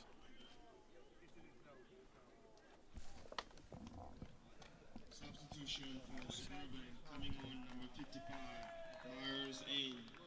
Coming out, number 88, Corey Bent. So 55 in, Hain, and 88 out, Bent. So Myers Hain, 55 for Suburban, onto the pitch. Reds just can't. It's actually Woody Bain who came in. Over for Mercer. Up for Pensum.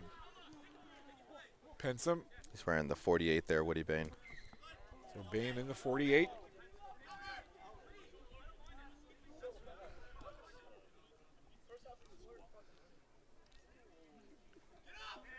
The St. Mary's defender there, and also part of the Wanderers U23 setup last year.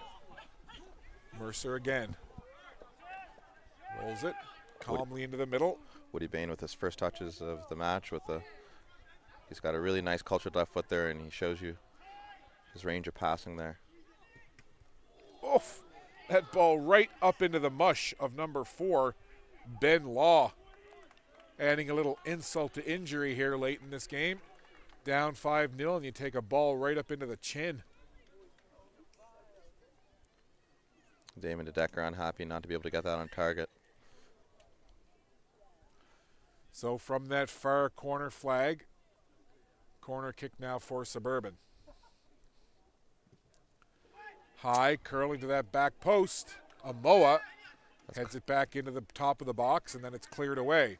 That's clearly it's clearly something that Suburban has worked on in training there, where they have two players on that far back post, and they're trying to head it back across. Pensum. Hamid takes it away from him. Pensum gave a little tug on the jersey, but Hamid kept going. But it's turned over again. Now Hamid on Pensum again. Gives him a little shove, and then it goes to Green, who rolls it back to the keeper, who quickly sends it down toward Jabber. Law got a head on that one. Now Philpin. Jabber absolutely loves the physical side of the game, and like Shaq would in the post, he says, just give it to me, and I will do the rest. Eats it up, does number 17 Mo Jabber, that physical play. Speaking of physical play, Suburban player taken down over on that far side. Into the 71st minute of this one. While I never like to talk in absolutes, and it ain't over till it's over and all of that good stuff to do with sports, pretty safe, I would think. If there was a live betting line on this game right now, I'm pretty sure that the heavy favorite would be Suburban. A 5-0 lead with unofficially less than 20 minutes to play. Definitely. No, it's safe to say that this game's over, pending a miracle.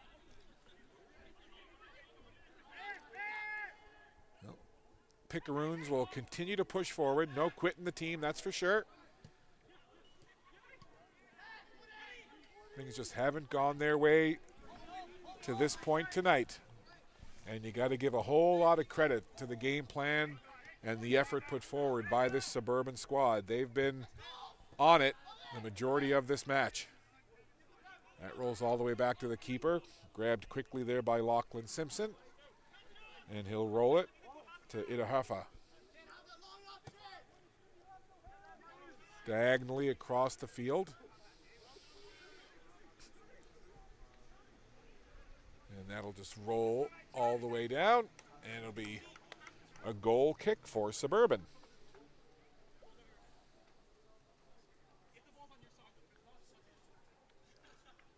Mo Jabber out there chatting up his teammates.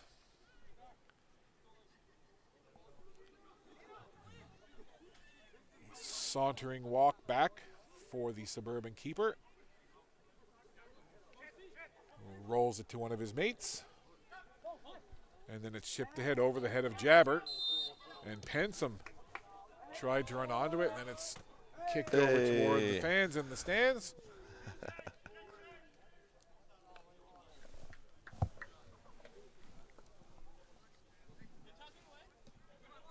As we said earlier here, I love a game under the lights, and we get that nice atmosphere here with the floodlights on at this beautiful Wickwire field. Yeah, just a great setting here in the South Endish area of Halifax. We are on the campus of Dalhousie University. Beautiful part of the city.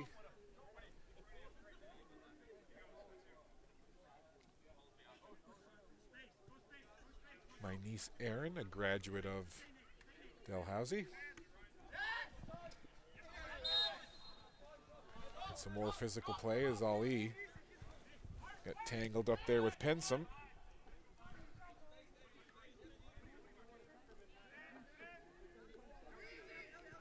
Reds working it into the middle of the field. Ali looking to make a run. They get it to him, but the defender closes space really quickly as Mercer got there quite quickly. Hamid back to Philpin. Philpin head up, two defenders close on him. Philpin gets it away, but then on it quickly once again, Suburban.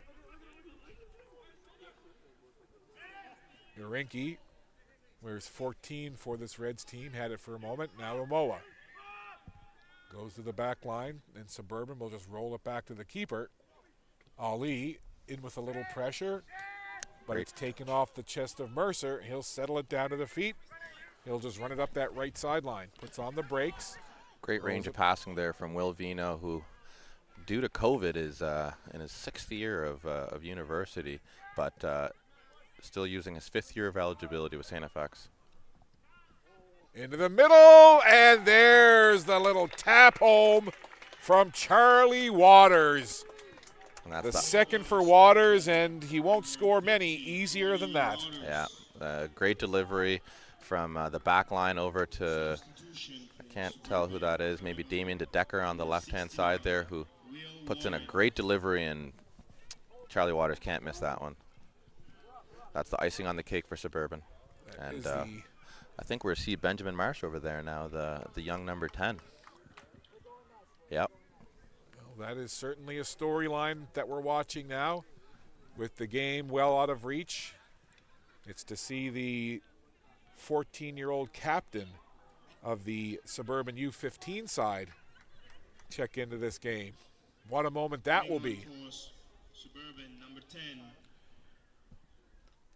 These are moments you dream of as a player, you know, getting to play in front of a home crowd. And as you hear his teammates from the U15 team giving a big moment of applause, you love to see moments like this. And this is something that he'll never forget when he grows up, when he got a chance to play with some of the best in the province, and the likes of Charlie Waters, Corey Bent, Ian Greedy, Mo Jabber, some of these great players. And just being around those players brings the best out of a young guy. So he'll really soak up all this this opportunity and try to just, you know, do his best out there, limit the number of mistakes he makes, and just soak it all in.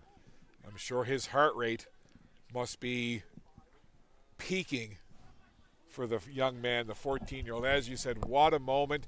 So neat to see his friends and teammates giving them that standing ovation and the big cheer on the sideline when his name was announced as a substitution. If he gets on the score sheet, this place is going to erupt. That would be as storybook as it comes. And as I've often said, and I've often sent out in social posts, how can you not be romantic about sports? Definitely. So many storylines, like at number 10, a 14-year-old Ben Marsh, a captain of the U15 Suburban side, coming into a high-level soccer match like this. Definitely. Philpin lets it fly. Oh, my goodness. What a strike. That was cracked on goal off the foot of Philpin. Will Vino had no chance on that. If that was on target, that was a goal. Well connected there.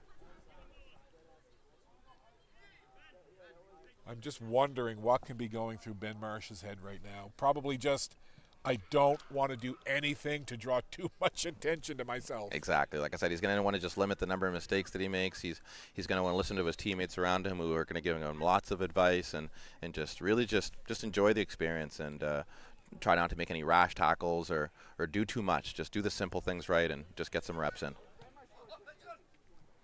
Not sure how he might feel about it, but almost feels like it would be a great post-game interview with Ben Marsh. Well done with this first couple touches of the match. Right. Showing good composure, and that's why the coach has him in here. He does not look out of place. And like I said, age is just a number, and especially in soccer. He's got the skill, and he shows it there with some great early touches and awareness to turn inside and play the ball out wide. So great first touches there from Ben Marsh.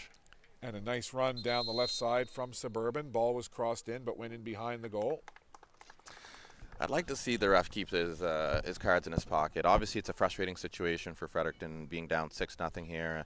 This game is all but done, so I'd like to see the ref keep his cards in his pocket as long as it's nothing too crazy.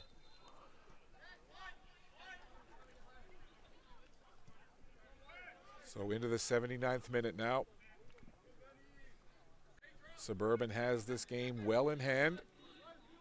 And for the Reds, well, I think if they could somehow get a goal here in the last 12 minutes or so, it would be, something to take a little bit of the sting away. Definitely. You never want to get shut out, so even one would be good for. And then I'm sure if Will Vino could hear us, he would say, guys, be quiet. I'm working on a clean sheet here. Stop it. Exactly. No, he'd be a contender if for man of the match if he actually had any work to do. So I don't think we have to worry too much about that, especially with Corey Bent with 2 assists and a goal, and Mo Jabber with 1. Lots of players to choose from, but I think it's easy to pick the man of the match in this one. Yeah, and a good time to recap that scoring. Ian Greedy with 2, Mo Jabber with 1, Charlie Waters with 2, and Corey Bent with 1. And there's your 6. Well done by Benjamin Marsh there to win the ball, showing that he's not just an offensive player, even though the number 10 is usually creative players who go forward, showing that he can tackle as well. Well done by the young man. To the back line. I'll just literally stop that ball there as Green takes a look around, feeds it up into the middle. Bit of a misstep there by Mercer. But again, Suburban able to cover up. Right back to Mercer. Great run by Benjamin Marsh here. If Colby Mercer can see him, and he does. There's Marsh taking it at the corner. Look at Marsh trying to work around his man. Just showing a little bit of his inexperience there. You want to get a hold of the ball first there before you start trying to go forward. But good run there from Benjamin Marsh, and unselfish play from Colby Mercer to try to find him.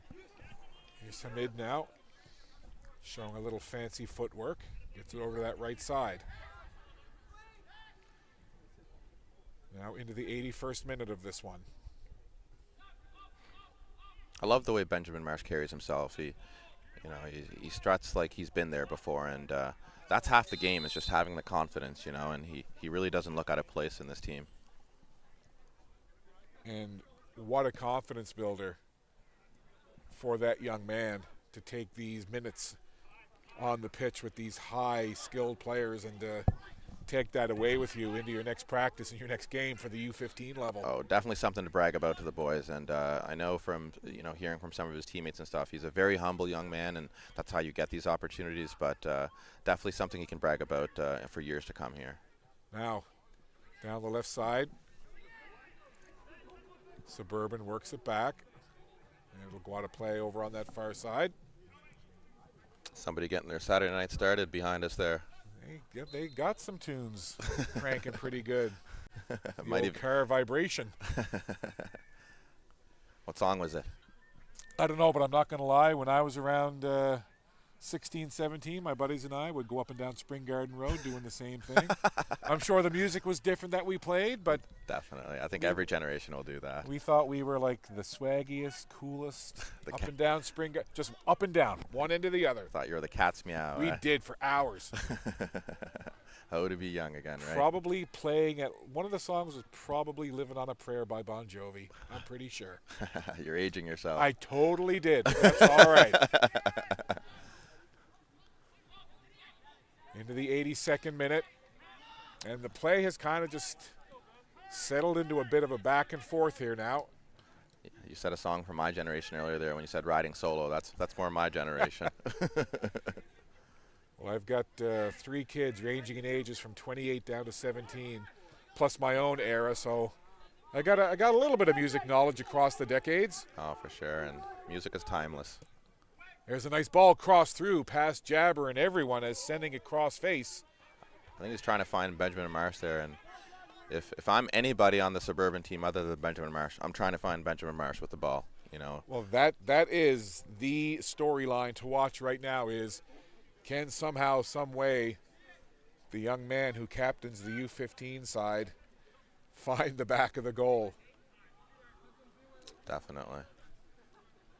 Reds. Great way to cap off a great first 3 days here of the Canada Youth Cup, the 2023 Rising Tides tournament. The fans and spectators have been treated to some beautiful football here today. A ton of goals, between 2 games. We had 14 goals in the 2-4-3 games, and we see another 6 here. So that's 20 goals just in 3 matches. So what a day of football here. It has, and you can't emphasize enough the skill level on display here this weekend at all levels of the Super Series and the Rising Tides as well. It's just, I think, safe to say the future of soccer in this region is in good hands. Very much. So I'd like to give a shout out to Sports Entertainment Atlantic, to Chris Larson, Chris Jameson, and Ellen Hatt, and everybody on their staff there who've done a great job with working with Talal El-Awaid, one of the organizers from BTV, who've put the second edition of this tournament together. Last year they started it in Acadia, and there's risks obviously with holding events like this. You don't know how it's going to go, but the first edition last year went well, but they've learned a lot of lessons. And also to Maritime Athletic Profiles, who've done a great job covering the event here, and we hope to see this competition grow each year, have more teams, and maybe we'll even get some numbers that match up with the game sheets going forward.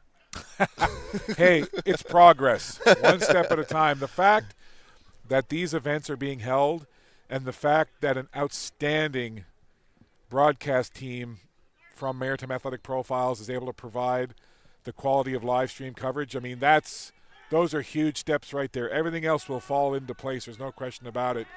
And to be able to be here and put a headset on and call these games and be a part of it, well, that's just icing on the cake.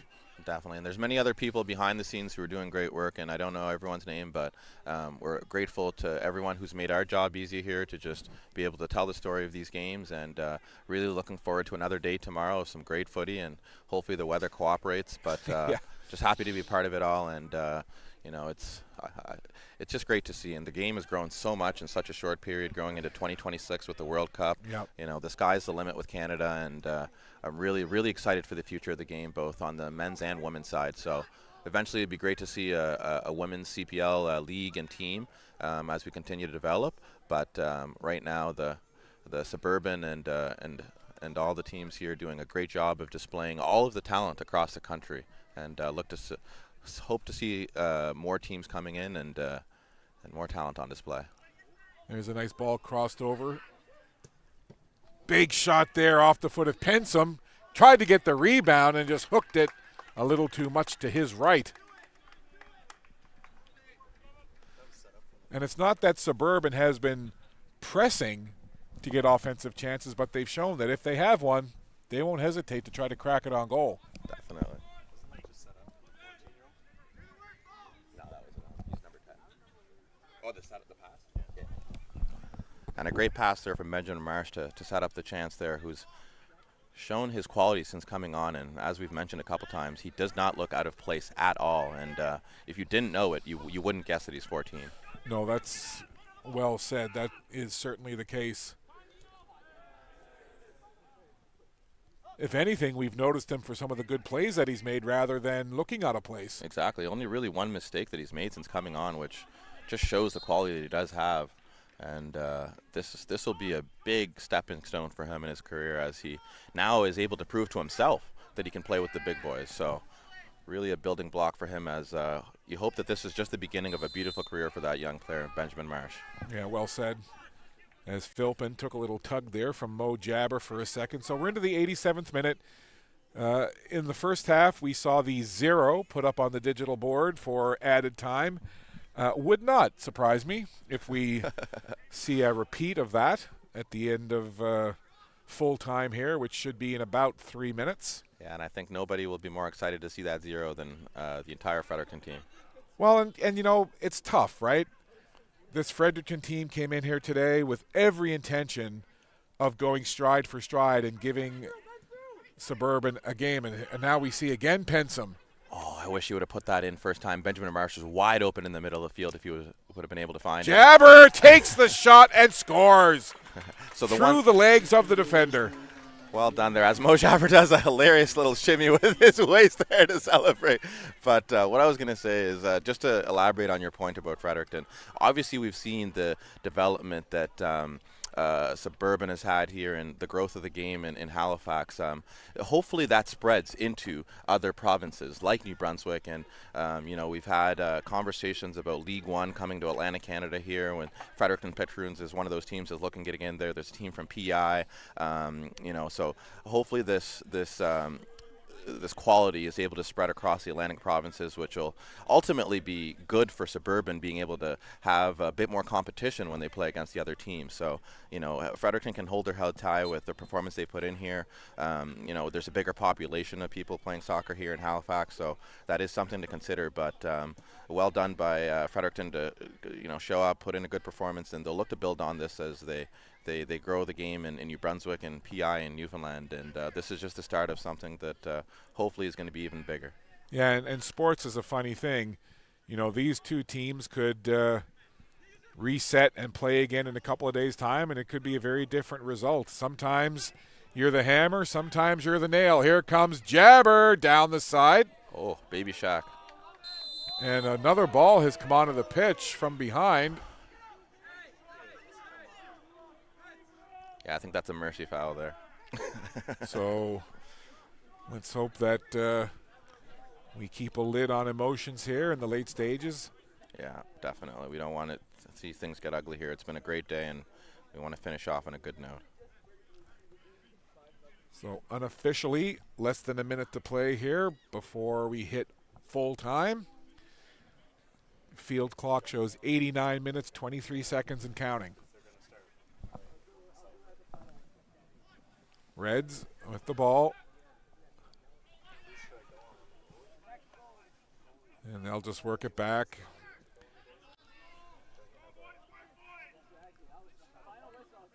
Suburban, there's Marsh. Beautiful ball again. Very nicely done.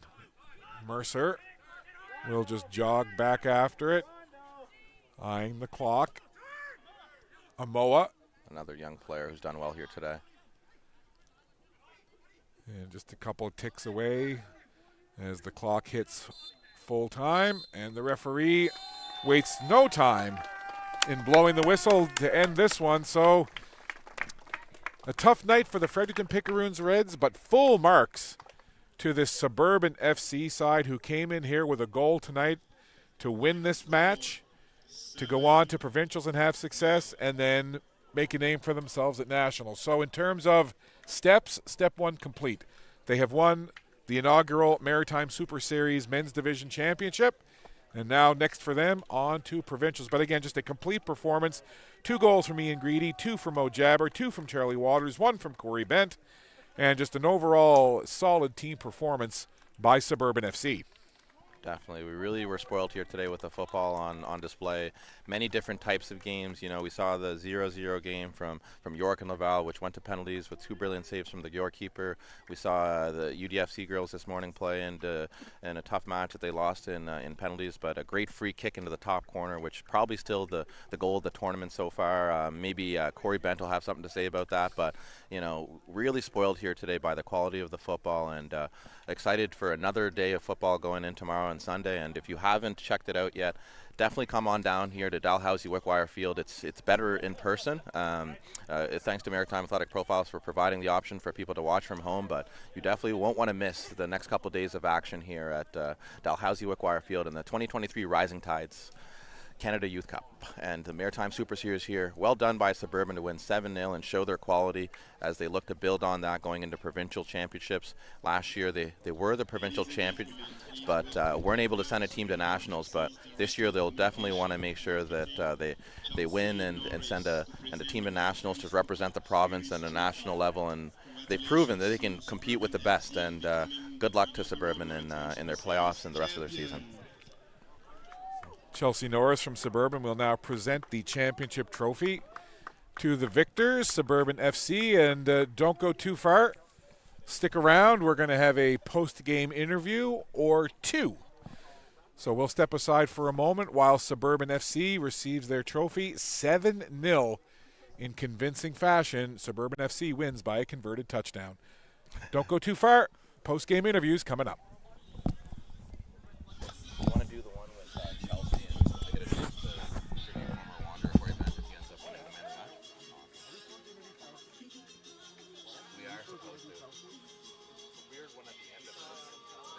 She's kind of just a good wrap-up, though, because, you know... Pardon me? Are we doing one for each team, then, or what's the 2? We were going to do Ben first. Oh, right, the young kid, right. Interesting. But we can probably just record the one with Chelsea for today and post it tomorrow. Like, it doesn't have to be for today, you know, but I think it was one that she said was already booked, so I think that's one we just kind of have to check them out. Around the rest of the weekend, or just... But let's do all 3. Yeah, might as well just knock them out. But I definitely want to do the Corey Bent one. I don't know which ones you want to do the other. Maybe you want to do the other 2? I've done quite a bit, but... Go right ahead, my man. You take the 2 and I'll do the 1. It's been a lot of fun with you, Scott. Yeah, brother, that was awesome. Are you around tomorrow at all for something? No, Monday. Monday? Gold medal game? Yeah, because I'm only here for like 3 of them. There's a Wanderers game day on that day, so I'm doing the gold medal game. It's 5, right? 5 days? Marvin, are you going? Who's doing the interviews with these guys? I'm doing Corey Bent if he's man of the match, because former Wanderer, obviously, and then he's going to do the other 2 with Chelsea and Bent. Is there a particular order you want them in? Let's go with player of the game. 14-year-old Chelsea. Perfect. You have the microphone? Where's the mic? DJ Clark back there. Do you have it in your pocket? I assume Corey that one, but I'll go find out. Do you have the mic? Yeah, I'm just going over here, so I'll bring it here. Right there. Do you have the mic? No. Okay. I usually leave it right here. Yeah, there you go. This is my spot right here. Every time. Who's taking it? I'll take it, but I'm bringing them here. So I'll take it here. Grab all 3? Yeah. Okay. I'll just stand here and look pretty. Looks like it's got battery in it. But we'll find out.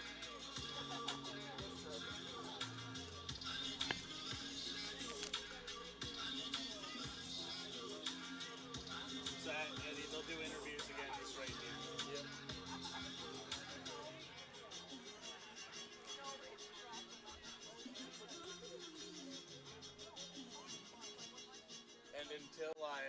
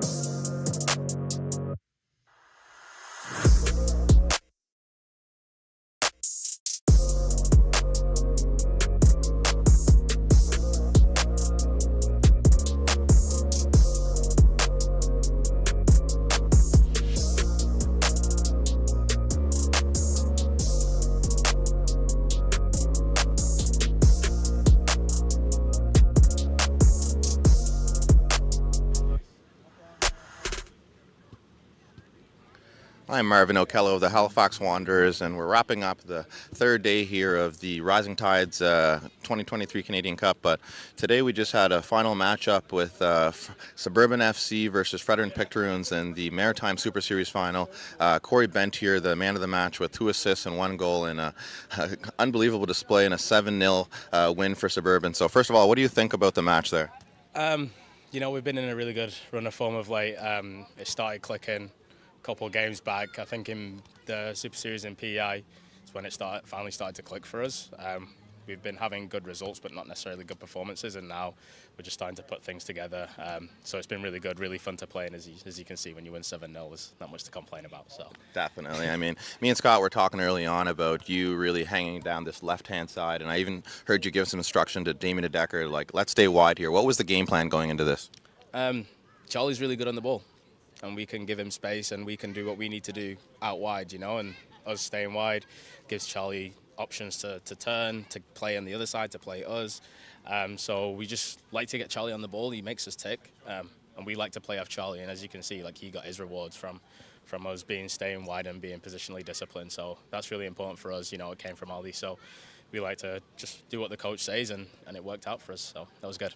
Definitely. No, I could tell that you and you know, on the other side, Colby Mercer staying wide really gave Charlie and Ben Herringer lots of space in the midfield, and even didn't get a lot of love or many touches today, but Will Warren did that selfless work in there, creating space for Ian Greedy, who got a couple goals there. But what do you want to see come out of this tournament? Obviously, you guys have won it, but what are the next steps for development with, is it League One? What's next? Yeah, I think the goal has to be League One, right? Like, we're obviously out east with the one province that's a little bit behind in that respect. BC got theirs, Alberta got theirs, Ontario got theirs, and we want to get ours, no? So, like, I mean, now working in the community with Suburban, there's kids that are there and you need to see pathways, you know? Like, we've got good kids here, but once you get to U18, it's just kind of, what do we do now, right? So it's good for exposure, players like Ben Marsh getting seen today and having a really good performance at the age of 14, like that needs to be exposed to other provinces, and so he can get the opportunities that he deserves.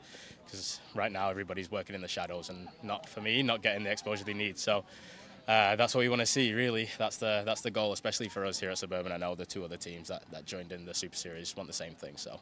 Definitely. And it's great to see you stay involved with the game, obviously leaving the Halifax Wanderers after a great spell with them, scoring still one of the best goals at the Halifax Wanderers grounds against Montreal, something we'll never forget.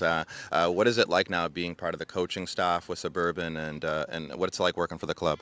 It's great. I really enjoy it. Like the people around me, like it's not been easy to transition into coaching so soon after playing. But I've got all the support I need, like everything that I need. Jesse and Ollie are there for me. They give me everything I need to excel. And it's these kids, these U13s that I've got, that I've been around, that were celebrating with Charlie there, that were the same ones celebrating with me in the Wanderers grounds, So it's nice to give back to the people that gave me the platform to be able to do what I do. So it's really enjoyable, yeah. Definitely. It's nice to see the football culture starting to grow here in Nova Scotia. Obviously, you come from the UK where football is life. And what have you seen in your short period here in Halifax? What has changed in the last 4 or 5 years? I've seen a lot more like unstructured football. I think a lot of times here, when you're looking around, like you don't see kids playing on the street. Everything's like you come to turf, you train, you play.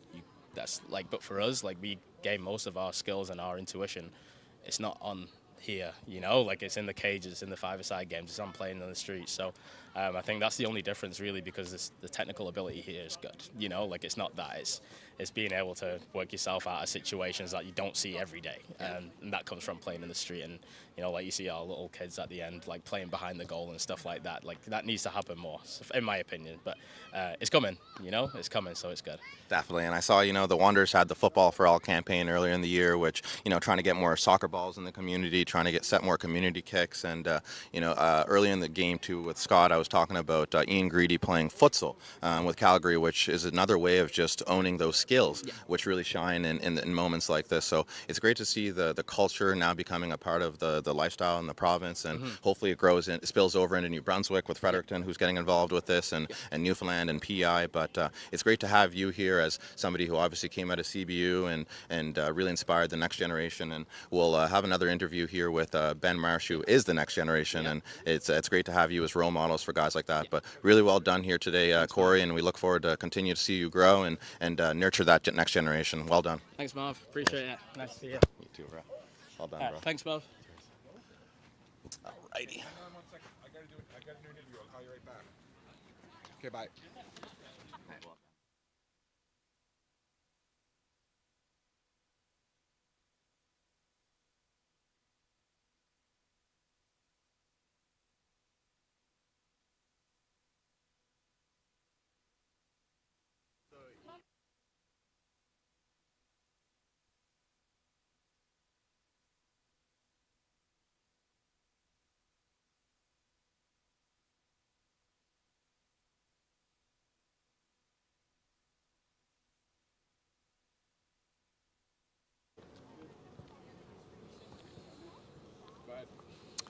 Welcome back to Wickwire Field, the campus of Dalhousie University, where Suburban FC just captured the Maritime Super Series men's division with a 7-0 victory. One of the big stories is this young man right here, Ben Marsh, 14 years old, the captain of Suburban FC U15.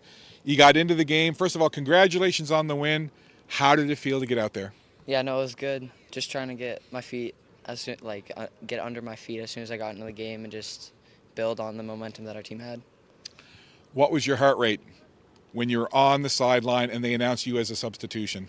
I was just super excited, wanted to go perform, show myself, show what I have, and yeah, it was good. When did you know that there was an opportunity for you to get into this game?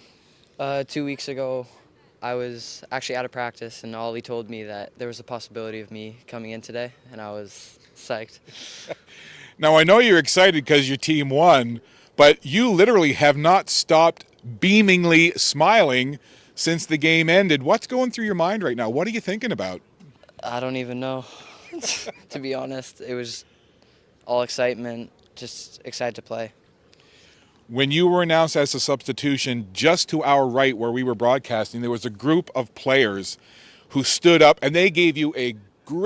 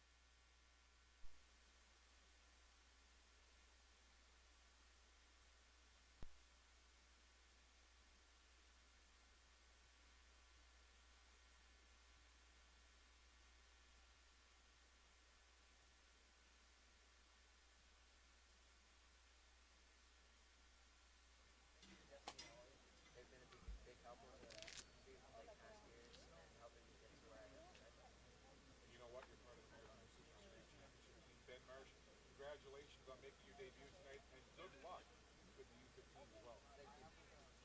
That wraps it up from here. I don't know what I was doing when I was 14. Certainly not playing soccer at this level. Thanks to Ben Marsh, and thanks to all of you for watching. On behalf of Maritime Athletic Profiles and my good friend Marvin O'Kello, I'm Scott Squires. Thanks for watching. We'll do this again, but for now, it's good night from Wickwire Field. Thank you. Well done, Ben. Good job, buddy. That was